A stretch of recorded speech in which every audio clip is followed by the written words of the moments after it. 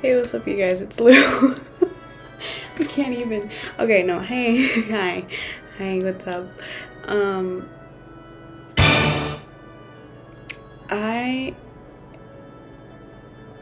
am recording because I'm reading a book, and if I'm gonna record anything, it's about me reading and like a book vlog or me reviewing a book or something like that. And so I am currently reading King of Gluttony. Oh shit, you can't even. King of Gluttony by Miss Anna Huang. The book is King of Gluttony. It's the 6th book in the Kings of Sin series by Miss Anna Huang. I have read all of the books and I'm currently waiting for the next book after King of Gluttony. It's King of Wrath, King of Pride, King of Greed, King of Sloth, King of Envy, and King of Gluttony. And the next one is King of Lust. I've read all of them. I've also read the Twisted series, which is the series that she made prior to this one. I love Anna Huang. She's great. I love her books. I'm not a couple, but it's all interconnected, basically. And so this book is about Maya and Sebastian. So Maya Singh and Sebastian Laurent. Maya is like this marketing corporate girly who does a marketing for her parents' company, which is like frozen foods and stuff, but they have like a multi-million-dollar company. And Sebastian Laurent is this French man whose parents, well, he works at a company as well. I think he's also like a marketing person, or like he's like an executive, some business thing, okay? Some business thing that I barely understand, that I don't really care for, because we care for the relationship, not their pot, like their business. We do, but like not that much, you know what I mean? Have a company that owns like a lot of Michelin starred restaurants and stuff, and like he wants to be a chef, but his parents are like, no, you have to take over the business, anyways, right now, and this is not like a spoiler free review, this is like my reactions, my opinions, and my thoughts on the book, and at the end I will rate it like whatever stars out of 5. We'll see what I rate it. It just surprised me. I didn't think I was gonna like it as much as I do right now. And I'm only on chapter 17. So, to give you a rundown of what's going on right now, like I said, Maya is this like executive marketing girl, whatever, for her parents' frozen food company. And Sebastian is the same thing, but it's like his parents' restaurant business, whatever the fuck. Parents have been family friends for years, and they've grown up together, and they're like these academic rival kind of things, and like ever since they were young they've wanted to one up each other, and they've had this like competitive thing going on, like this competitive relationship, like I hate you, I don't like you, but they're low-key frenemies because their parents are friends, but they also really don't like each other, but they low-key do like each other, and it's just like this whole thing that they've grown up with, right? They're in their like their early 30s, I want to say. They're in their early 30s. I don't actually know how old they are, but like they're in their 30s. I know they're in their 30s. And so yeah, they've grown up for years together, and they've always had this competitive thing. Like all like their families are at a dinner and they're talking and yada yada yada, and you get the whole thing explained, like their parents or their dads, which are like the head CEOs, the owners and the builders of the companies, were like, we're gonna do a collab. And their kids are like, what do you mean we're gonna do a collab? Mr. Singh does frozen foods, and then Mr. Laurent does like high society dining Michelin star restaurants, and you want to do a collab? In what way? Well, I know the frozen food company was going through like a whole thing where they had like contamination in some of their products, and they had to take everything out of the stores and like release this like press message or whatever, where they were like, we're sorry about the contamination and da da da da da and da da da da, and they were just going through it. And like, as Maya, as the like executive marketing girly whatever, she had to take care of like the statement that they put out and like doing the, you know, the damage control for the business and stuff like that, stressing out about that. And you kind of see how she's like very competitive, and she's this big perfectionist, and she overthinks a lot of things, and she kind of sees Sebastian as like, well, he's done everything that he does comes so easily to him, and like he's just, you know, like, I've always had to work so much harder, and I think about these things much more, and I care about these things much more. And to Sebastian, it just comes so easily, and like everyone thinks he's this like perfect golden boy and da da da da, and that's like kind of why she hates him, or she doesn't like him. That's why she, like, he irks her. And Sebastian's just like, well, she's this fucking perfectionist who's always super uptight and is always trying to be the better and da da da da and da da da, and that's why they don't like each other, whatever. Basically, it starts off with her having to do damage control, and like there's a shadow over the business right now, and then their parents pop out with, oh, we're gonna do a collab. And they're like, first of all, I don't want to work with you. They don't want to work with each other. Like, Maya and Sebastian do not want to work with each other. They're like, like, we've done this before, but we don't want to do this again.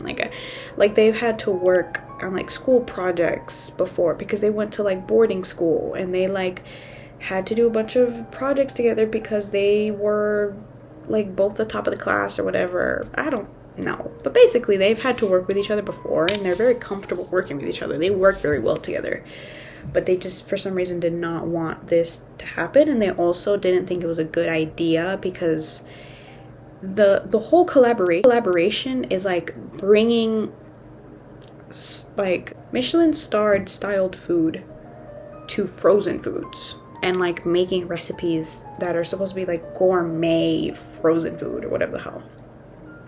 It's a little like, nah, bro, I don't think this is a good idea, dude. We don't want to do this and da da da da. But Maya's family is very much like respect. Like, you have to listen to your parents, and like, that's like, you know what, fine, I'm gonna do this because this is my family and I love them, but I don't want to do this, and I don't think it's a good idea. And Sebastian's like, I'm not doing this shit. Anyways, they end up doing it. To get to the point, they end up, or like, okay, whatever, we're going through this collaboration, now we have to work together. So now they have this, like, they're forced to be together, or they're forced to work together, they're forced to be around each other. Like, they have like a meeting every once a week, and da da da da. And Sebastian low-key has a crush on her. Like, he low-key already had like feelings for her before, maybe, because we're having, in between the things that are happening right now, they're having flashbacks. And supposedly Sebastian was trying to be a chef, and he like, he did like a soft launch for one of the restaurants that his parents owned, that his dad, and supposedly he killed someone. Like, what? Supposedly one of the, like, at the soft launch of this restaurant, I think it happened like 3 years ago, someone died on the floor of the restaurant due to like having an allergic reaction or something. And Sebastian like took that really heavily, and they had to bury that whole story because it's really bad for the face of the company, right? Like, it's really bad. Like, oh yeah, we killed someone. Like, no, you didn't kill someone, it wasn't your fault. Pretty sure, because what he died of, like, his like allergy wasn't in the food that he was making or whatever. So it's not really his fault, but it's his fault. Like, he took it to heart, you know what I mean? And so ever since then, he was just like, no, you know what, I'm just not gonna be a chef. Like, I'm scared. And he has this fear and insecurity of like, well, what if I'm not good enough? Because he's also a perfectionist. But anyways, they're working together on the project, and there's flashbacks of the restaurant and him having nightmares about that. And then there's also flashbacks of something happening between them in boarding school. And I don't know yet. I'm not that far into the book yet. Like, I don't know a lot. But something happened with it. They have some kind of history, basically. And I'm pretty sure Sebastian was trying to confess his love to Maya at some point. And then he just didn't go through with it for whatever reason. And then he was just like, you know what, I'm just gonna take it and shove it down The dynamic is Maya low-key hates him. Sebastian's low-key always been in love with her, and Maya just doesn't like him, but also kind of finds him attractive and kind of likes him too. The usual basically the usual of what happens in these kinds of books. In the book right now is they had a chef that was working for the recipes for the frozen food collaboration thing drop out of like the campaign, and they had already announced like, hey, we're gonna have this like super famous chef to make this. Like they already announced the collaboration, and then they announced that they were having this chef to work on the recipes for the collaboration, and then he dropped out because he got arrested for a DUI. So then they lost their chef, and they're like, oh my god, what do we do? Oh my god, what do we do? And then Maya was like, well, Sebastian wanted to be a chef, and he's always been really good at cooking and stuff. You should do it. You should do it. And Sebastian's like, what? What do you mean I should do it? What do you mean I should do it? He's like, yeah, you're really good at cooking. You've always loved it. This could be like the thing. And like, our parents can't say no to you cooking because, well, we don't have any other option. Like, he was the biggest chef that we could get for this, and nobody else wants to leave their like huge Michelin-starred restaurant in order to work on frozen food recipes. And that knows all the recipes because the other chef had already started or something, so he had like the basis for the recipes, and all Sebastian really needed to do was kind of perfect those recipes and like, you know, do something to them or whatever. And so anyways, Sebastian ends up agreeing to it, and then he gives his dad like an ultimatum or whatever. He's like, either you make me the chef for this collaboration, or it goes to shit. Or it's not as perfect as you want it to be perfect.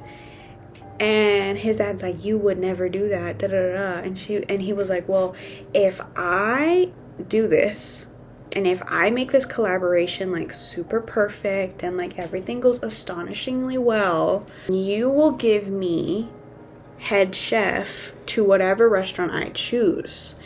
And if you don't agree to this, then it will go okay. Then the collaboration will go okay. You know, like not too good, but also not bad. You know what I mean? His dad was like, you know what, fuck it. Okay. I'll just just do what you gotta do, and I'll give you this, and da da da, and whatever. I'm paraphrasing this, but like, he has a deal with his dad, so he has to make this good. But he also has this insecurity of like, it has to be perfect. And then he has this whole thing where he's been trying to like perfect this recipe with scallops for like a really long time, but he just can't or whatever. I don't know. She's lonely. She's the oldest daughter. She's a perfectionist. There's a lot of things that she hasn't done yet. She has this thing of like, oh, I don't feel fulfilled in life. And Sebastian also has this thing of I don't feel fulfilled in life, because he's like, all the things that he's done and all the things that he's like perfect at doing, like running a business and stuff, like he's really good at those things, but he doesn't actually care for those things. Like, those are things that he's done because of his parents. He doesn't actually really give a shit. But Maya does give a shit, and she wants to be more fulfilled in life. And she has 2 younger siblings, and her younger siblings are either married or engaged. So she's just like, why the hell can't I get a boyfriend? I'm like, and she's also getting pressured by her parents to be like, hey, you have to get a boyfriend. And I'm pretty sure her mom has been like setting her up on these like blind dates with a bunch of these dudes, and each date is like really shitty. And there's been a lot going on where, dude, I'm just yapping. Basically, Maya's been going on these blind dates, and they've been not working out at all. And at some point, Sebastian is like at the same restaurant that she's at while she's having a date, and they have this whole moment where he clearly sees that she's having a shitty time, and he sends her out like, her thing is chocolate, like she loves sweets, she loves chocolate, and he sent her out a chocolate cake with like strawberries, because she loves strawberries and she loves chocolate cake. And I thought that was really cute, because she obviously did not like her fucking date. Was working or something at the restaurant, because she forgot that it was a restaurant that his parents owned. So when she saw him there, she was like, what the fuck? What do you mean? Why are you here? But then she remembered, like, oh, his parents own this. But also he acted like he was a server, but he wasn't actually a server. He was there because he saw her name on the guest list, called the head chef at that restaurant, and was like, hey, can I work under you for the day? And she was like, okay, yeah, sure. But in reality, he just wanted to be there to see Maya. I ended up giving her a slice of chocolate cake and be like, hey, dude, sorry for your bad date. But obviously he had to make it in like a snarky, like, haha, you had a bad date kind of thing. But the whole point of these blind dates is that they're going really shitty. And she ends up going on this other date at the same restaurant, mind you. But like, he's not actually there this time. Sebastian's not there this time. She goes on a date and he's like, the date is like kind of misogynistic and is like, well, women should be in the kitchen or like at home and like I should be working, da da da. And she's like, oh, hell nah. And she humbles the fuck out of him in that date. And then he takes it like super to heart. And she basically insults him at this date. And then he goes back home and tells his mama, like the pussy he is. And his mama tells her mama. And then she gets called for a dinner.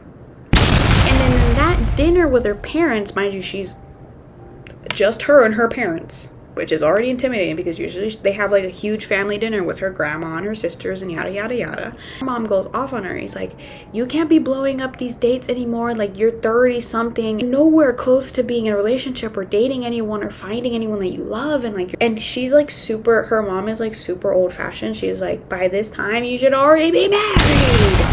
And her mom, and she's like, what the fuck do you want me to do? That was a shitty date. Like, obviously I'm gonna humble him. I was like, that's not the point. The point is you should be finding someone that you love by now. You should be settling down and giving me grandchildren, you know, like that should be happening. And she ends up giving her an ultimatum. She's like, by the end, if you don't find someone by the end of the year, we're getting an arranged marriage for you. And she's like, what do you mean we're getting an arranged marriage? What do you mean? Because I forgot to mention, Maya Singh, she's, I don't know if she's Indian or something, but she's like a Desi girl.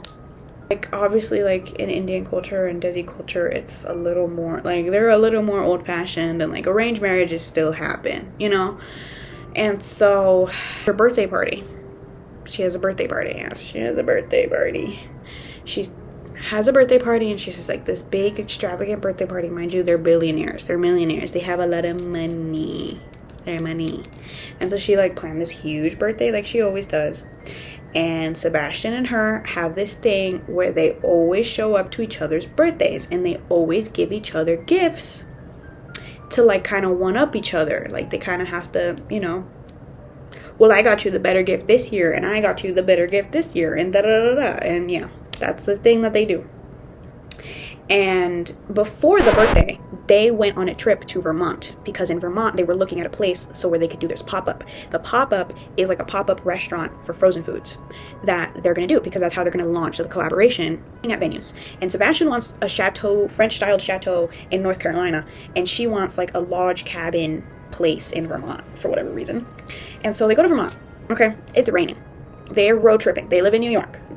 In Vermont, as soon as they get close to the venue where they need to go and stay at for the weekend, it starts raining. Like pouring rain, pouring rain, like drowning, like they can barely see the road. Something happens with the signal on their phones.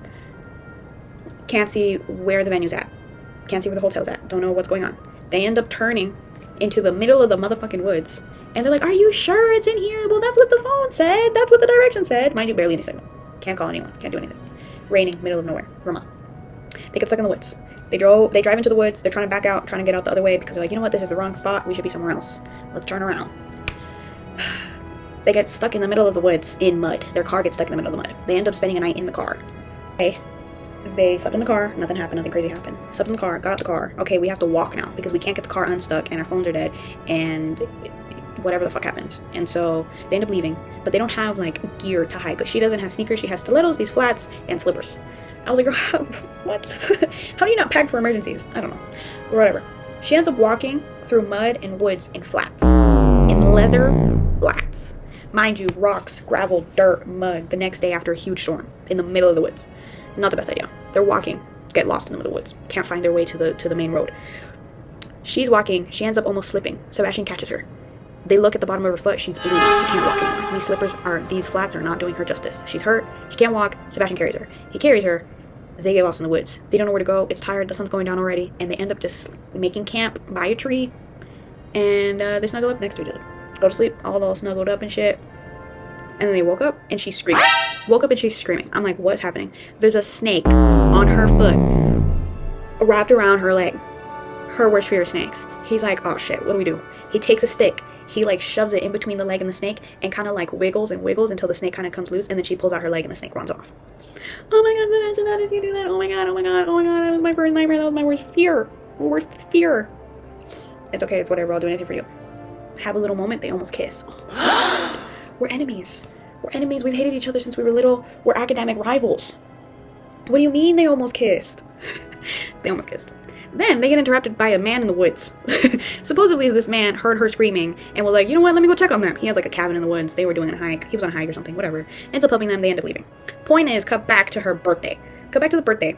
In between the birthday and the Vermont trip, they're just not talking to each other because he, I'm pretty sure, has unresolved feelings for her from the past, and is like, the thing that happened in Vermont, the moments that they had in Vermont brought up those feelings again, and he didn't want to get rejected or heartbroken again, or like, he didn't want to bring that up again, so he started keeping his distance from her, and she feels some type of way about it, because he's usually all up in her business, being nosy as hell, and being mean to each other, and being rivals, and yada yada yada. Cut to her birthday. He doesn't want to be a dick because they always go to their birthday. No matter what happens, they always go to their birthdays, to each other's birthdays. He shows up to her birthday. Maya's like, oh, I thought you weren't gonna be here, whatever. Mind you, he was in a conversation with a bunch of the other men that have been in this series before. And then her grandmother comes up to Sebastian and is like, hey, I lost an earring. The earring's very important to me. Go look for it in this room that no one else is in. And he's like, okay. He goes and he sees Maya, and she's like sitting on a windowsill, just looking, just sad. And he's like, what's wrong? She's like talking about stuff, and she's like, I don't know, I'm just kind of waiting, or I don't know what the hell she says. But basically, she's like contemplating life because her mom is trying to make her arrange a marriage if she doesn't find the love of her life in the next couple months or in the next year. So she's like thinking about this and stuff like that, and Sebastian's like, oh my god, I don't know what to tell you. And internally he's like, what do you mean she's gonna have an arranged marriage? What do you mean she's gonna get married? In a different life, I would give her a different solution to her problems. Sebastian, stop pussy and tell her you like her. My god, just tell her you like her. She likes you too. You guys almost kissed. She wasn't pulling back or being like, the fuck just happened? Y'all like each other. My god. Anyways, they have this moment. They're sitting on a windowsill, they're having this moment. It's not that much of a moment. In his head, he's like, fuck, I'm gonna lose her. In her head, but I can't do anything about it, you know? In her head, she's like, why isn't he doing anything about this? Then they're talking about presents. Because every year they go to each other's birthdays and they one-up each other in presents. And she's like, well, to cheer me up, what'd you get me this year? And he's like, I got you a gift card. What do you mean you gave me a gift card? You never gave me a gift card. What are you talking about? Why are you not being like this rival, snarky dude that you are? You just got me a gift card? I wasn't someone who made the same mistake twice. What do you mean? Did he reject her or something? What the hell happened? What the hell happened? What the hell happened between them two in boarding school or what? What happened? And then Maya breaks his thought process and was like, anyway, enough depressing topics for now. What did you get me for my birthday? Can't wait to see how you'll top last year's present. Our tradition of trying to one-up each other's parties extended to our gifts. Last year, she'd gotten me a custom set of hand-engraved Japanese artisan knives, while I gifted her a rare autographed first edition of Jane Eyre, her favorite Bronte novel. This year, The small gift burned in the hole in my pocket. What small gift to do? Is it like, I want to think it's like a, because she loves strawberries, I want to think it's like a strawberry key charm or something. That's my thought. We haven't seen it yet. We don't know what it is. Because he doesn't give it to her. He gives her a fucking gift card. He says, I got you a Del Monte gift card. 20,000. Honestly, hey, give me that $20 gift card. Give me that 20,000 gift card. Because I'll take it. $20,000, spend it wisely. She scoffs. You did not give me a gift card. I did. I lifted my shoulders in a shrug. I figured it was time for you to choose what you want instead of me trying to guess what you want. It's easier that way. She laughed. And when I didn't join in, her smile wobbled and then faded. Oh, thank you. Confusion mixed with a bit of hurt flashed across her face before she quickly covered it up. My throat constricted. You're welcome. Happy birthday, Sal. Mind you, still don't know why her nickname is Sal, but he has her nickname as Sal. Cut to the end of the chapter, which is like, this is where I was reading. This is the end of the chapter. The end of the chapter. Her gift, her real gift, weighed heavily in my pocket. I should have gotten her something else. It was too intimate for what we were.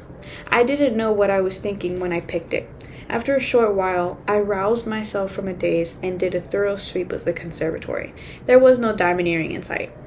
I called my assistant on the way back to the party and asked her to deliver the Del Monte gift card ASAP. She did, and I left it in the room with the other guest presents. I didn't speak to Maya again for the rest of the night.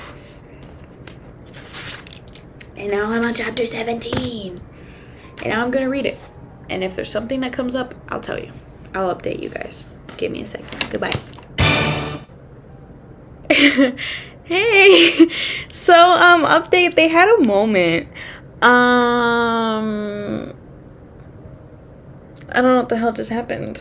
I do know what the hell just happened. But like, what the hell just happened? Okay, let me cut back. Hold on. We're going back a little bit so that you can understand what the hell just happened. So what just happened was in chapter 18, well, not chapter 18. I can't keep giving you guys a rundown of everything that's happening. Basically, his mom got hit by a car. His mom got hit by a car because she was drinking at a work event or whatever the fuck. And she's been going through some... So since her birthday party, it's been 3 months. So since November, it's been 3 months. So like holidays and stuff, it's February in the timeline. His mom got hit by a car. And during the holidays, his mom's sister, Sebastian's mom's sister, Colette, died.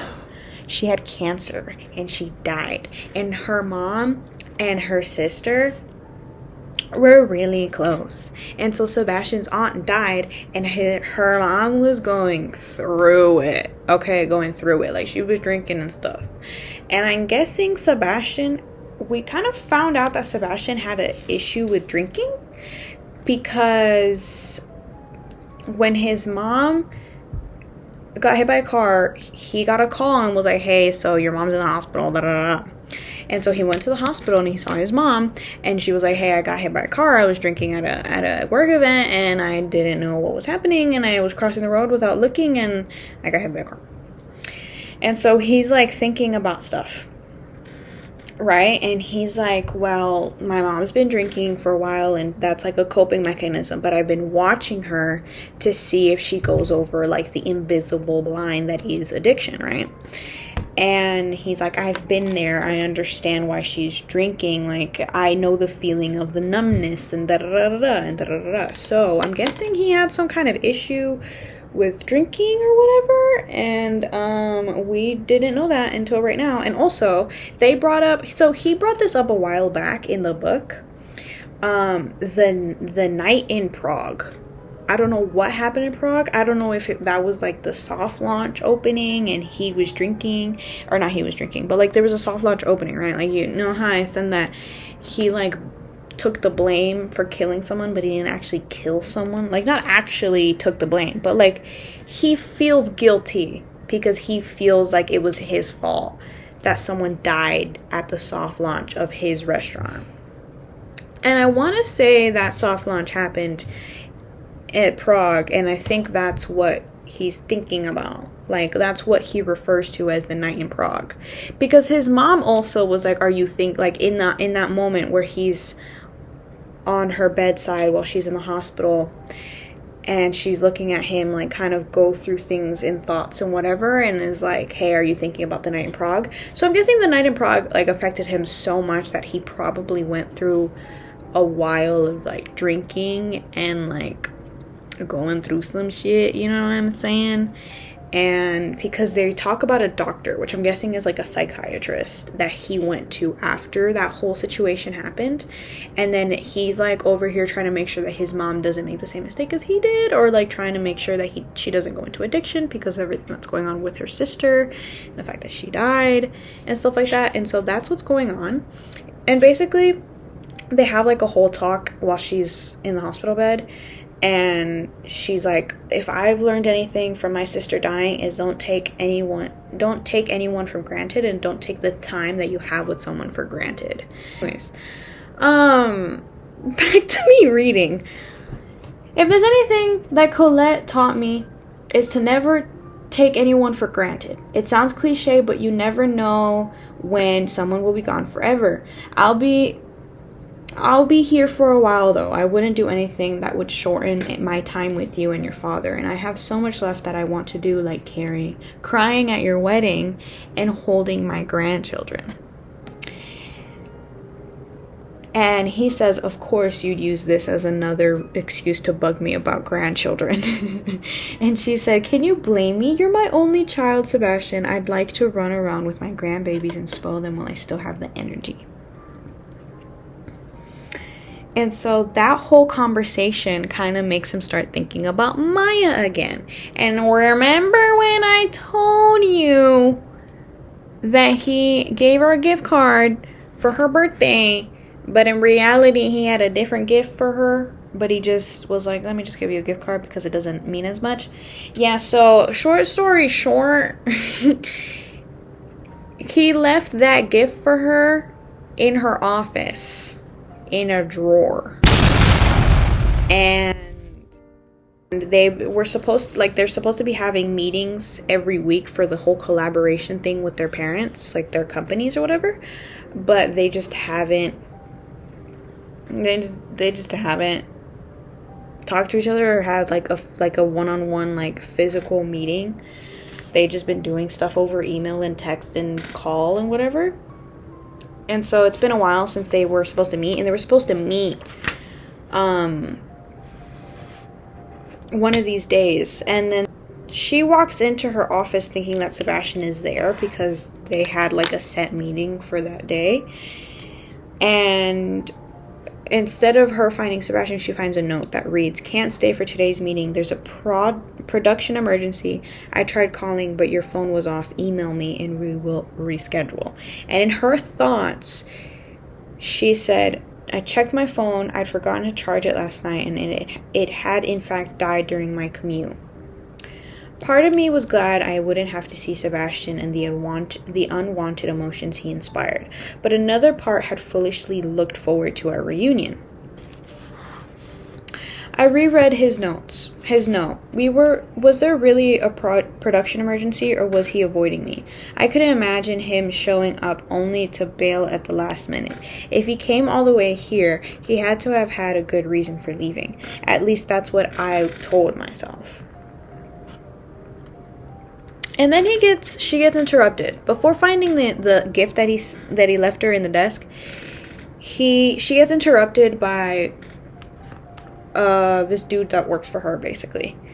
And he delivers her these papers. Now, something that I didn't talk about as well was she had a theory about the whole because you remember how in the beginning of the book she had to do like damage control over a situation that happened at one of the factories where supposedly one of the products was contaminated with like an illness or something, and people were getting sick off their products, and so she took everything off the shelves and she was doing like damage control over that whole situation.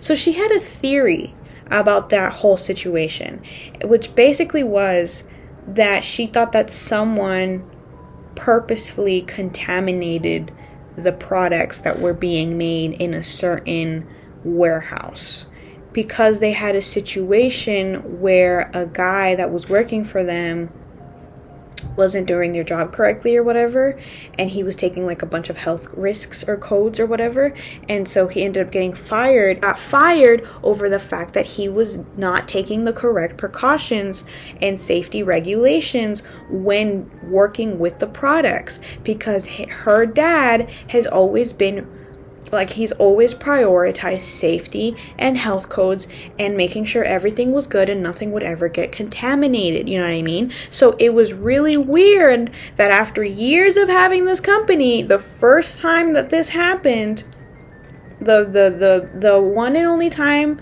that they had an issue with contamination and getting people sick was right after they fired this dude who went so butthurt and so crazy after getting fired that he showed up at the warehouse again and threatened people with a pew pew after he got fired. And if he didn't get his job back or whatever the hell, or he didn't get consoled for his fire, I don't know what the hell, but dude went crazy and threatened people, okay? And so she had a theory that someone had contaminated the product. And I didn't tell you guys this before. But now cutting back to when she was supposed to have the meeting with Sebastian, and he didn't have the meeting with Sebastian. And instead of having the meeting with Sebastian, he had an issue, he had an emergency or whatever the hell. And she ended up getting these papers that she had asked from her assistant about the whole issue with the contamination, because it was a warehouse in Pittsburgh. Okay, mind you, they work in New York, they live in New York, whatever. This whole thing takes place in New York. The warehouse in Pittsburgh, she wanted to do like an investigation because she had a theory. She had like a gut feeling, and she was like, okay, let me get the papers for this and yada, yada, yada. While she gets these papers delivered, she goes through them, she does her work at her office and yada, yada, yada. I'm guessing the whole Pittsburgh, we haven't really gotten much into the Pittsburgh whole like conspiracy theory, but I'm guessing it's going to be a bigger plot point later on in the book. So we're bringing it up now so you guys and me can get reminded and like not super surprised when something happens, because I'm pretty sure something's going to happen with that whole situation. But anyways, she asked for those papers, she got those papers delivered, she's going through those papers, she's working, she does the things, and then she's finally getting up to leave, and she goes and opens the drawer, and the box is sitting right there, and she opens it, and we don't know what it is in that moment. It's Valentine's Day, and she's on a date, and she for the past 3 months has been going on dates like consecutively, not dates that her mom like made her go to and like set up like blind dates, just dates that she wanted to go to. And she met this dude named Zach. Short story short, she met a guy at a holiday party. His name is Zach. He's a photographer. They go on a second date, which she hasn't been on a second date in a really long time. It's at a bar. It's Valentine's Day. That's the setting. She has to pee. She has to pee. And she goes to the bathroom, and there's a huge line, and she's like, fuck, I really have to pee. Let me go pee. And so she asks the employees at the bar, and it's like, hey, is there another bathroom that I can use? I really have to go. And he's like, or she's like, hey, there's a employee bathroom downstairs. Just don't tell anyone that I told you, and we're good. And so she goes downstairs to the employee bathroom in this like Victorian style bar, restaurant, house, whatever the fuck. And she goes downstairs and she goes to the bathroom. She does her thing. She goes to the bathroom, whatever. She gets out, and Sebastian's there. She's like, what the fuck? We're like, what the fuck? I'm reading this like, what do you mean Sebastian's there? What do you mean Sebastian's there at a bar on a Valentine's Day? At the bar on the Valentine's Day. Mind you, throughout this entire second day, she's thinking about Sebastian because of the gift that he left her. Now, in this moment, it wasn't revealed to us what the gift was, but when she has this interaction with him at the bar, The employee bathroom is like downstairs. I'm guessing it's like connected to the kitchens or whatever. And so she goes downstairs, she goes to the bathroom. It's like this dark hallway. She's about to go upstairs and Sebastian's there. She bumps into him. And so he like corners her against the wall, which crazy move from Sebastian. And is like talking to her. And he's like, what are you doing here? Why are you always stalking me? Why are you always showing up to my dates? That's what Maya says. And Sebastian's like, well, you do know that my parents own this bar too, right? And like, that's why I'm here. Why are you here? Oh. I was never stalking you, Sal. My family owns this bar. That's what he said. She said, your family owns a lot of places, yet you keep showing up to the ones I'm at. Seems like an odd coincidence. He says, it's a small island. She says, it's a big city. He said, you're the one that keeps going to places that my family owns. I should ask if you're stalking me. She says, don't flatter yourself. I'm on a date. He said, I can tell. And then he looks her up and down. Just basically checks her out. And in her head, she was like, this was not how I imagined our reunion. We were supposed to meet in a bright office space behind the veil of work and not alone in the dark hall of an intimate bar basement. This was not how it was supposed to go. He says, who's the unlucky guy? Eventually, your mother will run out of men to set you up with. She says, this isn't one of her setups. I met Zach at a holiday party and we hit it off. This is actually our second date. He says, oh, is it? She said, yeah. Yeah, it is. So what? He said, I'm glad it's working out. She said, me too. Looking at each other. Mind you, he has her pinned against a wall, looking at her up and down. Whatever. I found something interesting in my office last week. That's what she brings up. She has like this whole monologue where they're just looking at each other intensely, checking each other out. And then she finally breaks the silence with, I found something interesting in my office last week. He says, yeah? She said, yeah, it was a necklace. What do you mean it was a necklace? He said, sounds nice. She said, it is. Any idea who might have left it there? He says, none. Who's the bad liar now? And he says, and he doesn't say anything. He just smiles. And he reaches over to her. And she has a necklace like this. And you can clearly see the chain of her necklace. And he goes and he takes it out of her dress or her shirt, whatever. And he holds the necklace. And it's the necklace that he gave her. And it's a locket. And he opens the locket. Image. She says he opened it with a soft click, or she thinks like this. It says he opened it with a soft click. I didn't look down. The image was already etched into my brain.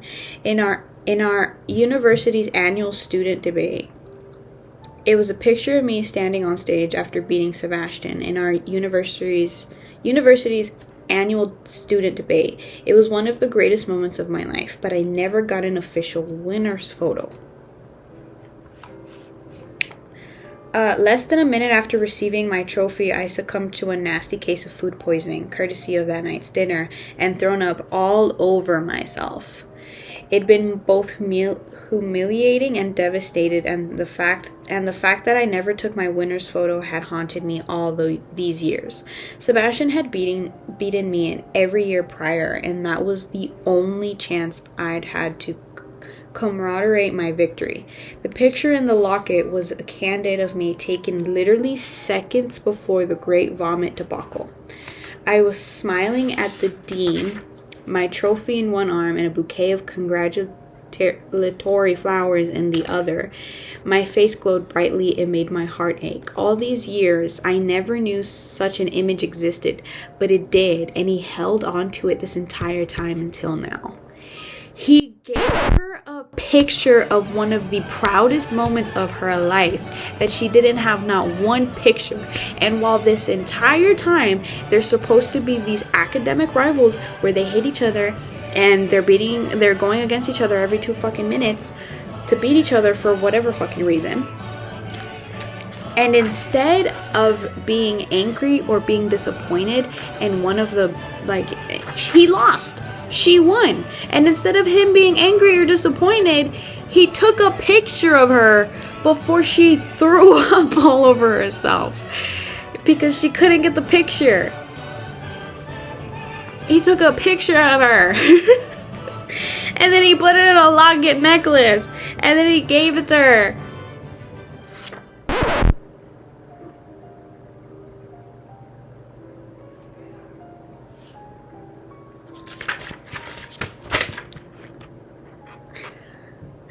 I don't know why I'm freaking out about this.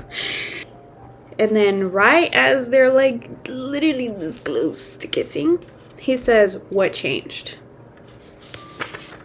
What do you mean, what changed? She said, "What do you mean?" She said, "This. What changed?" She said, "I don't know what you're talking about." And then they got interrupted.